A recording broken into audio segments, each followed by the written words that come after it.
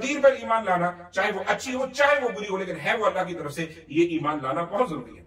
अल्लाह पे भरोसा न करके अजीब अजीब लोगों के पास जाना, काला इल्म जो करते हैं, सिफर इल्म करते हैं, गैर मुस्लिम जो होते हैं, और अजीब से हरकतें, उनके पास जाकर अपने लिए फाल निकलवाना, उनसे पूछना शादी कब होगी, फला काम कब होगा, मैं मालदार कब बनूंगा, बच्चा कब होगा, इनमें से कोई भी चीज, तो ये तकदीर पर भरोसा न करना है। और ये है अल्लाह के अलावा किसी और ऐसे जो नुजूमी और काहिन जिसे कहते हैं, उनके पास जाकर पता करना, ये चीज दरअसल इंसान के लिए ऐसा अमल है कि जिससे उसकी पुरानी तमाम नेकियां ज़ाया हो जाती है।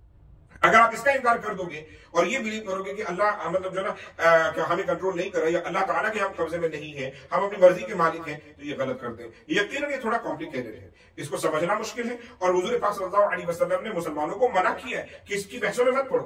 कई मरतबा हमसे मौलवी पूछ लेते हैं कि इमाम साहब आप बताएं कि क्या मसला है, तकदीर वाकई अगर अल्लाह कंट्रोल कर रहा है तो फिर हम जो नमाज नहीं पढ़ते क्या वो भी अल्लाह कंट्रोल कर रहा है? अगर कोई बंदा गुनाह करता है तो क्या वो भी अल्लाह कंट्रोल कर रहा है? अगर कोई बंदा माज़अल्लाह कोई और बड़ी हरकत करता है क्या वो भी अल्लाह ने उसकी किस्मत में लिखा इसलिए कर रहा है? ये सवाल दिमाग में आते हैं, लेकिन याद रखें इसमें स्लाइट डिफरेंस है। We have to understand this कि बहुत सी थाउजेंड्स और मिलियंस ऑफ थिंग्स जो अल्लाह ताला ने अपने कब्जे में रखी है। हमारी जिंदगी में औलाद होगी कि नहीं, कितनी होगी, कितनी सांसें जिएंगे, कितना मरेंगे, रिस्क कितना होगा, बीमारी कब होगी, बीमारी से शिफा कब होगी, दौलत कितनी आएगी, दौलत कब जाएगी, ये सब अल्लाह के कब्जे में।